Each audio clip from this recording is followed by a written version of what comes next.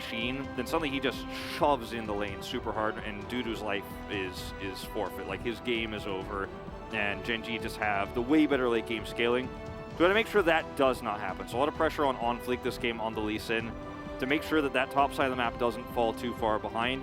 Zeri having the Yuumi is going to help out the early laning with her too, because she has a pretty big range problem in the lane and does often fall behind in all sorts of AD carry matchups, including the one with the Jinx on the other side. There's a lot of pick potential here on both of these compositions. And I think at the end of the day, both Karis and OnFleek are really going to have to shape this early game. Otherwise, Gen G just have too much scaling later on with this Gangplank, with this Jinx, the pick potential they have, engage potential with the Rek'Sai and the Leona. And it's Chovy. He's back, man. He's going to be finding those opportunities. Yeah, on the Ahri. Excited to see this one pan out, as it looks like we are ready to jump onto the Rift here for game number 1. Match 78. And off we go. I think that the junglers are going to have a huge impact on this game, because you think about the bottom side, if you see Samdi on the Zeri with the Yuumi, you're going to have to try to get through the early game against the longer range of the Jinx, the pressure of the Leona. And if Peanut's down here unchecked, just putting on pressure, you're going to fall behind. You're not going to feel so good. It's going to take you much longer to get online and become that late game team fight carry that we know that Zeri can be. But we'll see what OnFleek can do as well to try to get some ganks of his own and try to put some pressure on and neutralize Peanut as well. Yeah, and OnFleek can try to neutralize Peanut, could try to duel against him later on in the game, and maybe if Peanut's focus is only bottom side, just gotta be so careful here. If his focus is only bottom side, then maybe OnFleek could get a gank for the Renekton. Dudu gets ahead against this Gangplank. Gonna be tough to pull that one off, but Final Life Esports, the draft that can work out if it reaches the late game, but it's somewhat disjointed in its early game Renekton, extreme late game Zeri. So if the Renekton gets the Zeri ahead, then it all equals out in these mid-game team fights. In the laning phase, not a fun time. Nice to see Ruler back here. It's 5-3 on the Jinx so far. Lahen's, by the way, 8-1 on the Leona. You can see just how many games he has played of this champion already. And yeah, I believe we had Ophelia last time trying to fill in this spot. And it was okay. They got the win. As Renekton overall has a big win rate here against Gangplank. Yeah, I think this one's a little bit less about the matchup, just about how Renekton is doing through a lot of different metas over time. And we have definitely not seen that many games of Gangplank this season. Definitely a little bit less common. I think Keen's Gangplank in particular has been the big standout that we have seen. Storin's just gonna CS under turret here. The Observers are loving it. He missed one, but it's okay. Happens to all of us. Missed two. That's okay. He's still ahead of Renekton. All right, in the early part of this, Peanut can actually 1v1. Like I was saying before, OnFleek gets some items. A little bit slow here to punish. Yeah, spotted him. They're on a ward, by the way, so they know that Peanut is taking this away. This is part of the reason why we do see the Rek'Sai in this case. Obviously, a 1v1 counter into the Lee Sin. He comes in, you knock him up, you ult and try to burst him down. Storm missed the cannon there, unfortunately, but other than that, the Rek'Sai not getting too much play. I'm not sure about the matchup when we saw Hullbreaker Rek'Sai out of Cuz. Yeah. But that might have been a different one just because they were trying to go for kind of a cheeky matchup. But generally do see this into the Lee Sin, especially when the Xin Zhao is banned. The Zeri Yuumi has had a lot of success here in the LCK 3 and 0, but that was actually on Zeri's release, where she wasn't being banned as much as she has been recently, and we've seen so many games, since then where a lot of other supports have been considered.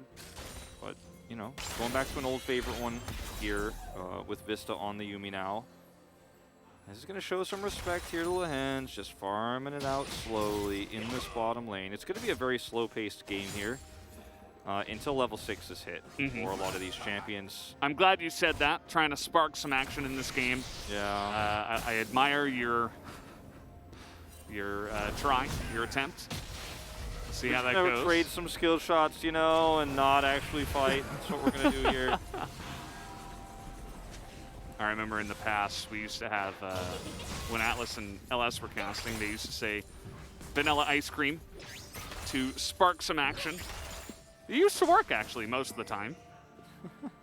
But haven't had to use that too much this season. I feel like we've had a relatively average to slightly above average action season here at the LCK, especially as the meta has shifted away from control mages. Yeah, and after the Corki meta has slowed down, like during round 1, we had a lot of sleepers, but we are speeding up a little bit here in round 2. The meta has changed towards a little bit more dive, a little bit more aggression. We're seeing the return of Rek'Sai, Volibear, and a lot more ganking junglers and snowbally compositions. Kai'Sa's back. So yeah, a little bit more action, but in this game, and despite the presence of the Rek'Sai, it's a Rek'Sai with a Jinx Gangplank component, so doesn't really need to actually gank early or force anything, and kind of feel fine to just otherwise be annoying towards on fleek. And again, on the Rift Herald fight, there's some power here with this pick. Yeah, offers a lot of burst as well. You think about Rek'Sai and what it does, you can kind of press your R button, and if they don't flash, you can get a huge amount of burst onto the one target. So if someone gets charmed, and then there's a zap, and then there's a Rek'Sai on top of you, as you were kind of pointing out before, you are going to do a huge amount of burst damage. As the Dominus comes in, the Cannon Barrage as well. Dudu's getting pretty low, but Doran on the run here. He gets flashed on and flashes away. Cannon Barrage also on cooldown here. It's a pretty long one. Okay, we're going in on this one. Peanut is in the vicinity. The exhaust immediately comes out. No heal needed to be used by Vista, but that's 3 summoners gone from the Humble Life Esports bottom lane. Yeah, successful gank. No ability to kill here without level 6 for Peanut, but still successful follow-up from Lehens. And now the Peanut's in this vicinity, looking like they want to try to control the Drake itself. Minute and a half until that Rift Herald spawns. And this is where things can get nasty with this Rek'Sai pick. If you can identify where the Lee Sin is, force him to rotate over because you made it look like you're doing a Drake. Maybe you pick him off, then you get the free one. But actually, you know, on fleek, showing a lot of respect here, just takes his Raptors and walks away. And with Ruler pushed in on the bottom side, they cannot start that Infernal Drake. Yeah. So that Peanut was trying to do a little bit of hunting. You can do that with the sense that you do get when you're underground as Rek'Sai. See some of these trades that do come in here. The Ahri does have some ability to trade back, especially if you can charm as the LeBlanc is coming in. Then you can potentially win the trade. For now, Chovy's just farming it out, picked up his lost chapter. Probably going to go back here once again. Look for that one. Lots of farming in this game outside of the junglers looking for some action bottom side. And so perhaps starting off a little bit sleepy in this one. Yeah, at least for the beginning. 30 seconds until this Rift Herald spawns. Level 6 going to be hit across the board here. Peanut and On Fleek having those, that's going to be a huge game changer. Speaking of Peanut, he is going to be able to steal this red buff away to secure it. Yeah. Or that's not steal away, take away the red buff. Guarantee the red buff. Stole it away from the jungle. He stole it from himself, yes. Yeah. Mother Jungle actually owns all of the monsters on the Rift. Unfortunately, our junglers are tearing him down. Well, On Fleek hits his 6-2, but they don't have enough control over this game, and Karis is coming back to lane via walking, not teleporting in or anything like that, and Gen G going to secure this, and they have 3 control wards around the Drake pit, so they know that that's not being taken, so they feel very comfortable. And Ruler did rotate over for a little bit just to make sure if there was a fight, he was going to be there for it, which does cause Zeri to pick up an extra plate. So nicely played here from Samdi and Vista, who, you know, communicated with their team. They had no intention to contest Herald, so with Zeri, who can destroy turrets pretty quickly, pick that one up. Not going to be the same amount of gold as the Rift Herald crash, but still. And Zeri staying even in CS, and even getting a split for like 1 second there. But being even in the laning phase, not something we usually see for Zeri's, actually, even into a matchup like the Jinx and Leona. So it's a good start here. Staying even is a good thing in terms of what the Zeri scaling is going to be in the mid to late game. Yeah, absolutely. I mean, with the Yuumi on your back, you can kind of just survive. Farm it out pretty well, and we have barely seen any pressure from the junglers on the bottom side, so it's pretty free. so far down there. Both these teams have scaling components, so they're both kind of just sitting around waiting for opportunities. But if nobody makes a mistake, then we might have that classic LCK feel where the teams are so clean, nobody really wants to take an unsafe fight, so kind of just slow it down a little bit. But we might have a little bit of a skirmish here over this Infernal Drake. Gonflake sticking around, but with not too much help and a lack of vision around that objective. He is just going to back away. Gen G pick up the Infernal. Critically, Doran had Cannon Barrage, and neither of these top laners had Teleport. So Doran was going to be able to make a huge impact in that fight if Hanwha Life Esports decided to stick to the Drake and actually look for the take, the smite on it. So they had to kind of walk away and give that one up. Zeri's still at this stage of the game, very far away from her Trinity Force. So just don't want to force a fight here that could give Gen G such a huge tempo advantage, especially with the Rek'Sai. That is going to be one of the earliest game components of the composition here for Gen G. If Peanut gets ahead, then like it's basically done so, because he's going to be able to be obnoxious and threaten throughout this early game. And then when you get to the late game, like the rest of the Gen G comp is already going to be accelerated, etc. So I respect the choice here considering the Cannon Barrage to back away, but at the same time, want to get value of this Renekton. I knew it wasn't going to hit. That's why I didn't throw it to you. You just got to trust me about You knew it, yeah. I just wanted to make weird noises because it's about the most entertaining thing we're going to have at this point in time. Yeah, no, it was very entertaining. It was much better than anything we've seen so far. Might have actually been the highlight of the entire game. Cancel the esports, man. We'll just build an industry around Valdez making weird noises. Yeah. They already have that on the internet. It's called ASMR. I wouldn't watch it myself. Don't quite get it myself, but something the kids are doing nowadays. Yeah. Maybe BSMR is the Brendan version. Yeah. Or VSMR, the Valdez version. I don't know. Yeah. VSMR is just the force of nature item in League of Legends. Anyway. No action here. I thought if we like went on a tangent long enough, maybe something would happen. There's a lot of Rek'Sai portals over here we were going to have to clean up on Fleek. On Fleek's doing his community service here. I know. It's all about cleaning up the jungle in this game. You take out the monsters that inhabit the jungle. You clean up the tunnels. On Fleek has had to clear a lot of control boards. And not a lot of champions in his time. We have Peanut on Vision as they back away, so nothing's happening here. Another failed rocket. I like how Ruler is just like, well, nothing's happening, so I'll just throw this out on cooldown, try to delay some backs. Maybe we can get some map wins. And speaking of map wins, I mean, Gen G are in a really comfortable position. So in their case, it's like, we don't have to fight. We can just sit here. We got the Rift Herald, we got the Infernal Drake, we have both early objectives. Now we're going to get First Blood Turret. And we have scaling components too, so I mean, let's just hang out. Yeah, I mean, notice the build here for Chovy. He just grabs the Dark Seal. He's like, I will get further ahead if there's an opportunity to, otherwise it's a pretty cost-efficient item. And what he's going to build second is really just not clear yet because there's a lot of options for him. Might just end up being the very fast Void Staff in this game, help blow up the Renekton. Could also see him go for very early Death Cap for better side laning, as we have seen. Just get that AP online as soon as possible. So clean from Doran. As giving the gold over to the Jinx here was the correct move for the Rift Herald. They knew the timing of Samdi backing there. Ruler having so much money in his pockets now as Dudu, the victim of a missed Zenith Blade. And the police will not be following up on his filing. Yeah. Maybe just a little bit dramatic for him, but not too much else. And while this is happening, we do have a little bit of a trade. So it might look good because Jonas Strong is only showing the bottom side, but immediately we go to the top side and we see that Ruler is also getting played. So the bottom side turret is staying alive. Top side turret is as well. And Flash comes in. Dudu will respond with his own Flash. Peanut with Prowler's Claw, Flash of his own, and an ultimate available, but okay, Dudu, you should not have walked up here.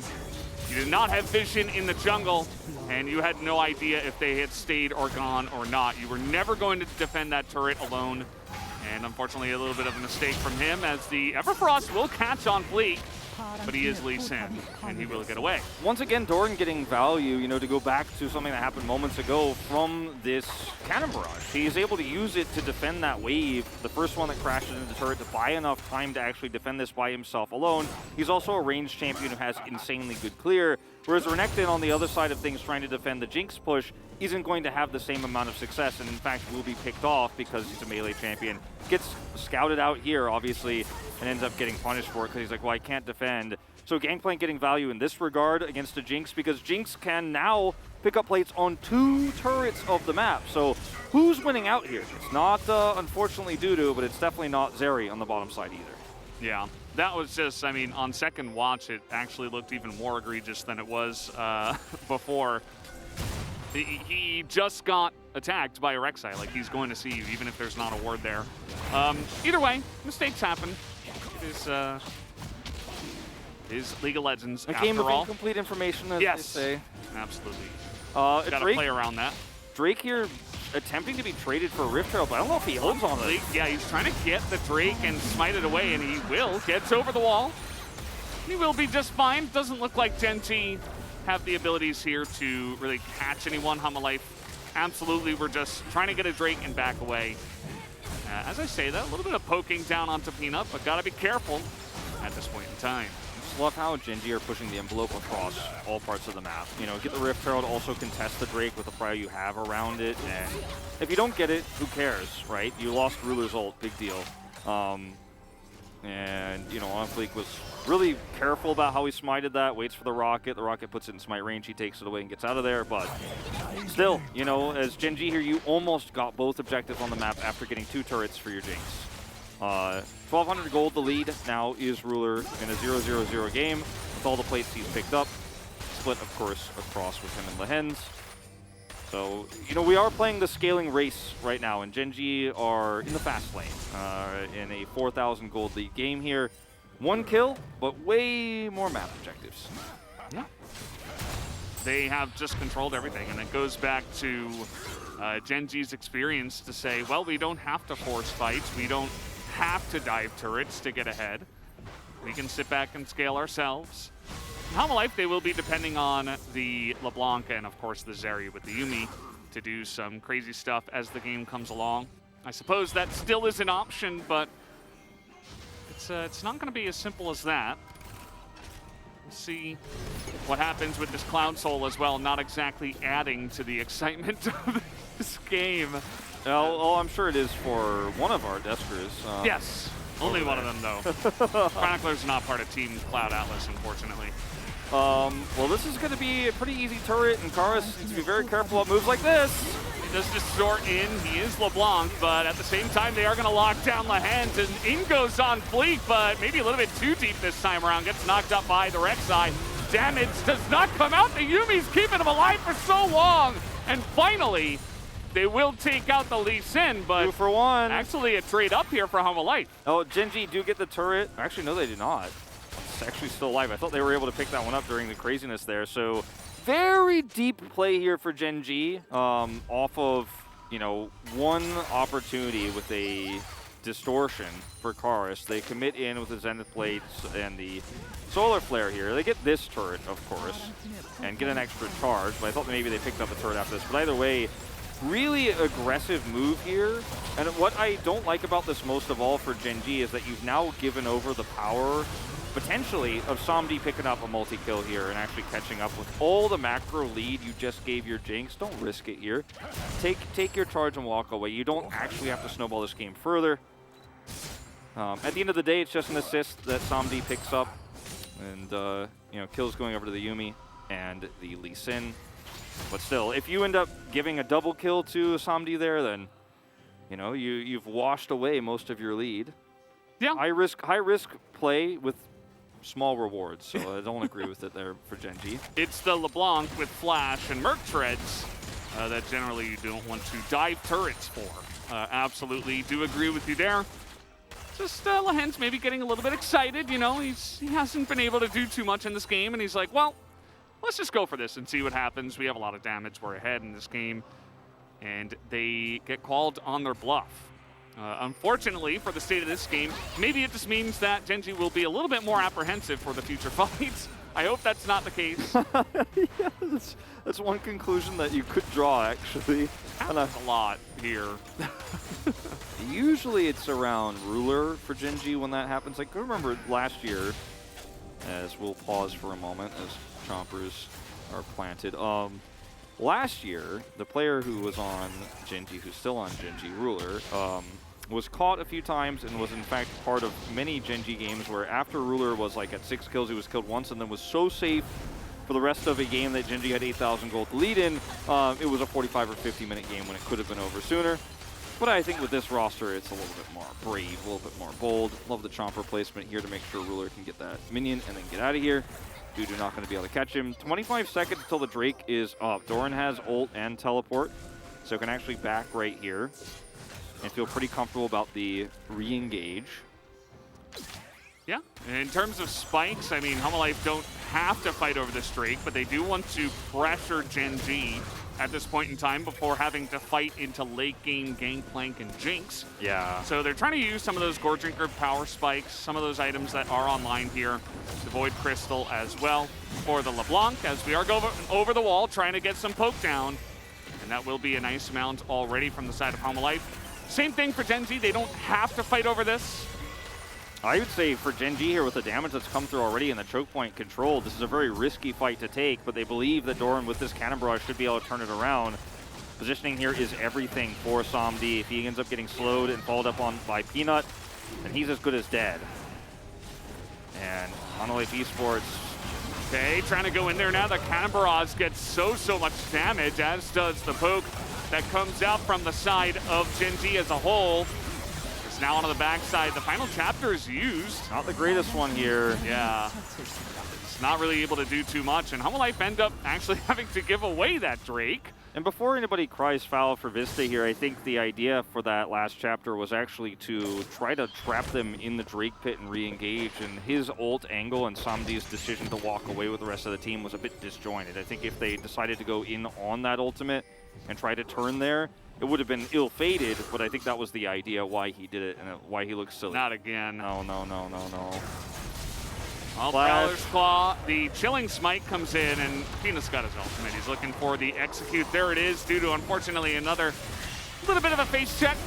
As Lehens comes in, gets the stun. There are 4 people there, Karis. I know you're trying to carry this one, but a little bit dangerous on this map right now. Yeah. Dudu's now down again.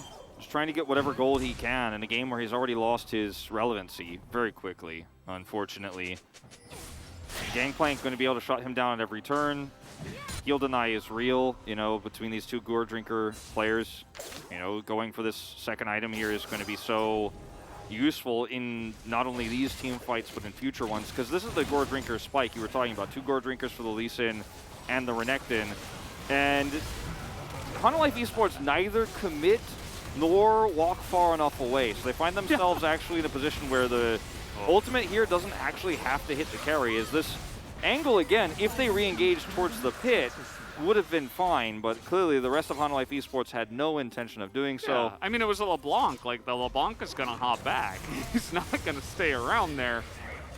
Yeah. It's a little bit of desperation, I guess, trying to get something going for Vista. And then this is Doran, of course, just overextending, trying to get any gold he can where they have no vision. Like, as silly as it seems, that was probably the safest place for him to farm on the whole map, but it wasn't safe, actually. Cannon Barrage here. Going to attempt to stop this push, but there are 5 members right now of Homalife that grouped up in mid. So yes, you get your mid turret, but you might want to take a look at some of the other lanes on this map, as Homalife are losing a lot in the side lanes here. The 1-3-1 is being much more effective here with this Ahri pick. Toby did go for a Horizon focus this time around into the Renekton. Like the choice basically into any champion that wants to run at you, whether it's a Renekton or a Hecarim. That's usually where we see that item pick up. So Gangplank slows the push and gets 600 gold bottom. Mid turret very valuable, as Peanut actually just on the edge of this. I love how Jonah Strong plays with the vision here. We have On Fleek and Vista on his back. up on the top side, but we're actually collapsing down here on bottom. Lehens with the Ignite trying to make a case for a kill, and it should be good, as Dudu will not have a chance to get out of that one 2v1. And Gen G have so much vision control they could set up on every rush on the blue side of the map here. And I mean, this was a really nice flank for Lehens, but the Peanut set up on the brush there is also just enabled by the fact that they have complete vision control right now. And we are 24 minutes into this game, not quite at this stage to where a kill like this can guarantee you a Baron start, but we're getting very close, right? And with the vision that Gen G have across the map, they have so much advanced warning when Hanwha Life Esports are trying to move towards this or any other objective. And Peanut's just going to get out of here just fine. They got the scuttle, so no play on the side of Hanwha Life Esports. And look who's stealing the red buff actually for real this time. It's actually a steal. Yeah, turns out that's actually Ruler's red buff for the rest of this game. He can have 2 if he would like, because he owns 2 now. And yeah, I mean, this has been kind of the case for Hanwha Life Esports over the last couple of series, where they have abilities to go in on fights, they have abilities to engage and make plays, but they just don't have the confidence, they don't find the angles, they don't clear out the vision enough. They don't play the macro game well enough, as OnFleek is trying to get in there, but now he has to flash, so that's an engage opportunity missed from your jungler now.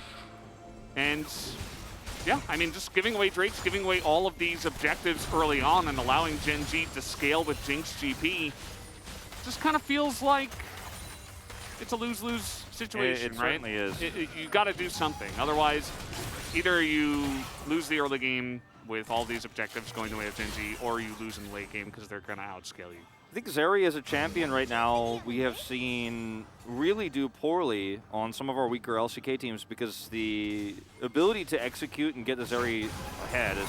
Oh, that's going to be the end of Karis here, you would have to imagine. Chovy goes in, and there is a Lee Sin trying to get something back, but there's another charge of the Spirit Rush. And now everybody from the side of Gen G is up here. The stun will come in, and Ruler and the rest of them not willing to fully commit. They will slowly do that as they realize, okay, we are safe. We can take him down. Chovy. They give that cool kill to Ruler. Chovy's going to pick up a few extra stacks here. Did not even have to flash. Okay, Samdi with the Zeri on his back. He will get stunned, but he's got Cleanse, and this is what you want to see from your Zeri, but not quite able to pick up any kills. Just flashing the wall. Is Doran just going to crit Dudu down? As Samdi, yeah, I mean, this is what, you know, you would expect from a Zeri, but unfortunately maybe a little bit too late now. Yeah, too late. Now has to fight into the choke point. As if he had his ult up still, he definitely looked to go for this, but he used it. Oh, teleport. We're going in, and it's too late. Yep, Baron is gone. And already, I mean, it's only 27 minutes in the game, but Infernal Drake and Ruler's had enough time to get 3 items. Like, he's going to be killing, basically. Yeah. Yes. Karis, lucky to be alive. Doran is like, I wish I had a barrel right there. Okay, nice dodge here. But like I was going to say before that topside play happened, the Zeri choice here in the draft is, you know, it's a strong pick. Like, don't get me wrong. This is what happened while I was trying to explain this last time. But it's a strong pick, but in the hands of a team that doesn't know how to coordinate around keeping the Zeri alive, in the hands of a team that can't control vision in the mid game and is going to fall behind against a player, you know, a good laner, you know, somebody like Ruler here in the LCK who has a Jinx, you're going to have problems, right? And this is like the moment where you go like, oh my god, look at how strong Zeri is. Like, she almost, you know, 2v3'd here basically. But not really, actually. When you don't have this much vision, you can't actually push this forward. You need all of the setups and team fights. And Renekton is great at that if he can get ahead early, or if you can take fights like this way faster than Samdi was able to do. But it's just so hard to pull off the Zeri. If you're a bottom team versus another bottom team, by all means. Or if you're a top team against anybody, by all means. But if you're Hanwha Life Esports trying to play this into Gen G, like, good luck. It's not Samdi's fault here, but the team just isn't able to pull this comp off. We've seen so many of our weaker teams given the opportunity to play Zeri and just falling flat on their faces with it. And this is a game, again, it's not about Samdi, it's just about what their comp was trying to do, and against a strong macro team like Gen G, why they can't do it. Yeah, pretty much. You see that OnFleek tries to get in. That's how Rek'Sai counters Lee Sin. A really nice example right there. So thank you very much, Peanut, for knocking him up right there. As Karis is going to get rocketed down. What a play from Ruler. As he's calling for the Penta. You know he is. He's already got a triple.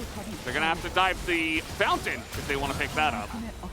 Really nice game here from Gen G. Taking the first one in this series of flying colors. The charge comes in. Can they give the Penta? Does it count? No, it's going to be Peanut getting the kill. And no unofficial Penta, no real Penta either. That's just going to be the game that